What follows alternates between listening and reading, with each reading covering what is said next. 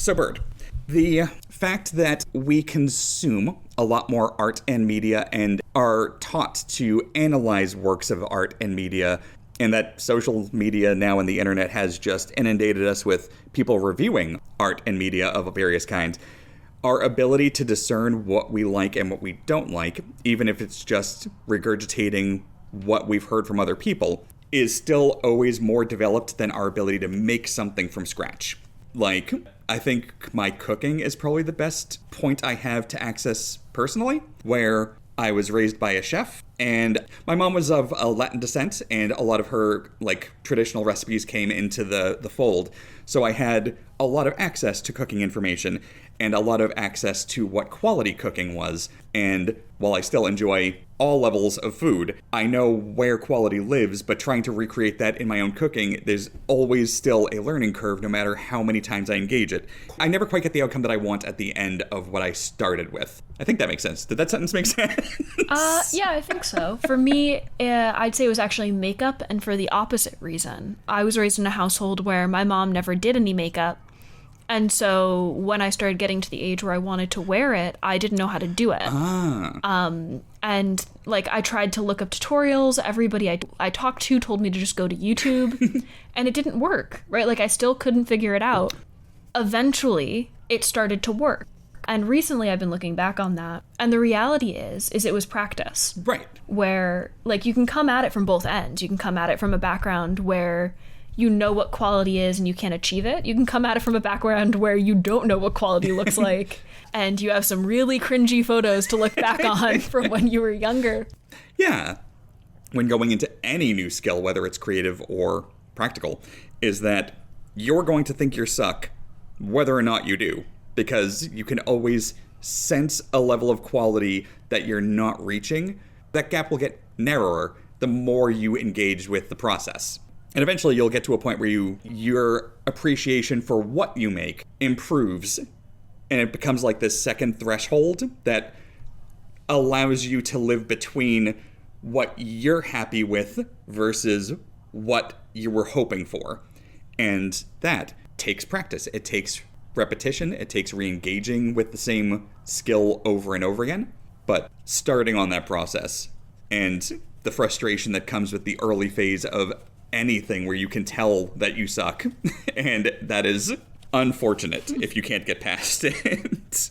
So is there a way to take that self-criticism, right? How do you turn that into something productive if you can't get rid of it? Because, let's be real, it's pretty inevitable that you can see where you went wrong, or at the very least that you can see that something went wrong. So you actually already hit the nail on the head with knowing that failure is inevitable. Part of it is that riding the bike thing where the balance won't kick in until it does, and you just keep falling until it does. But they actually did a really interesting study. I want to say it was at Harvard. I want to say it was in the late 80s. And I will put the notes to this study somewhere so people can reference it. They had a pottery class that was being taught. So one class was going to be graded on how many pieces they made. The grade they got would scale the more things they completed, had nothing to do with quality. And the other class was going to be graded on one piece that they turned in at the end of the course.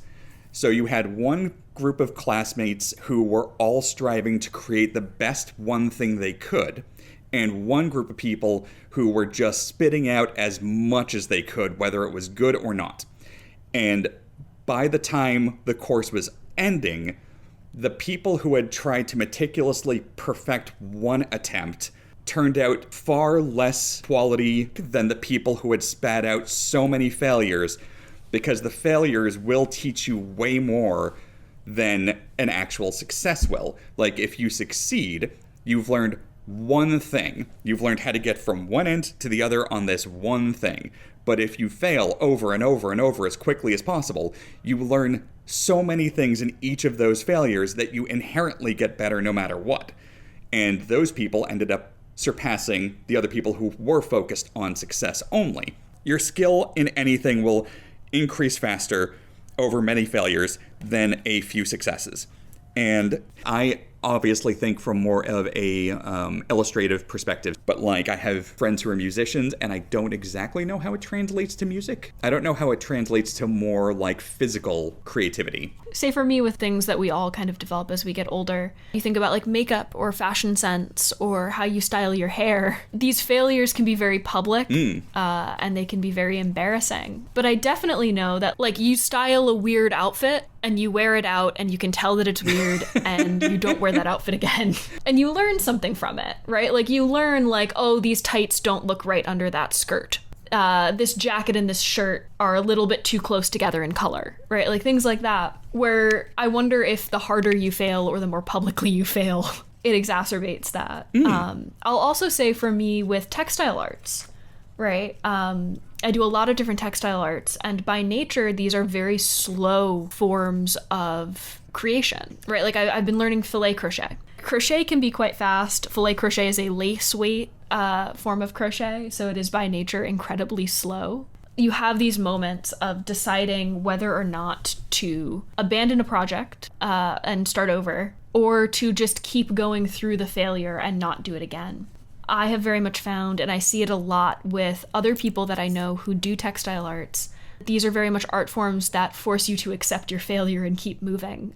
And I've definitely learned as I've gotten older that the things that I am frustrated by and the failures that I see on my projects are not noticed by anybody other than me. And it's made me a lot more comfortable with failing. That kind of ties the other end of this together where I was hitting a blank.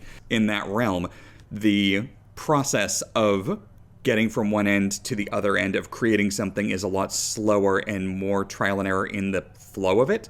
And if you do make a mistake in the build of a thing, I like how you pointed out that you get to that point of trying to figure out if you should quit, start over, or just keep powering through and finishing it. You should always try to finish the thing, even if there's something wrong in the middle of it, because like you pointed out, almost nobody ever notices the tiny details that you think are obviously wrong. They stand out to you because you were there when they happened in an isolated thing, so you can see them clearly, where everyone else is looking at the completed thing. And private creativity, you kind of have to just execute and then judge for yourself at the time if what you're doing is right. For performative creativity, it is good to have people that you can go to who can give you good feedback, obviously. But the important thing in all these cases is that you try to fail often, fail quickly, and just keep going regardless of that, because that is where the lessons come from. Successes teach you almost nothing.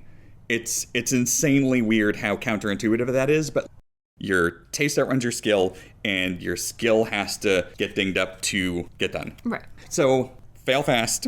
You'll learn more from that than trying to get one thing right easily.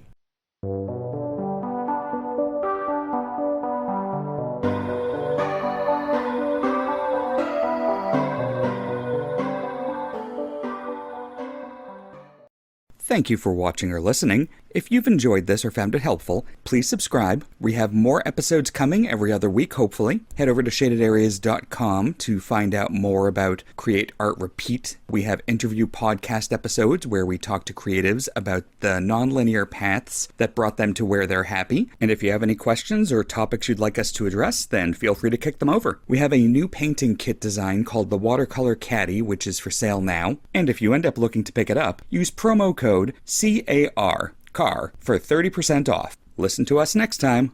And for now, stay thoughtful, stay playful, and keep creating.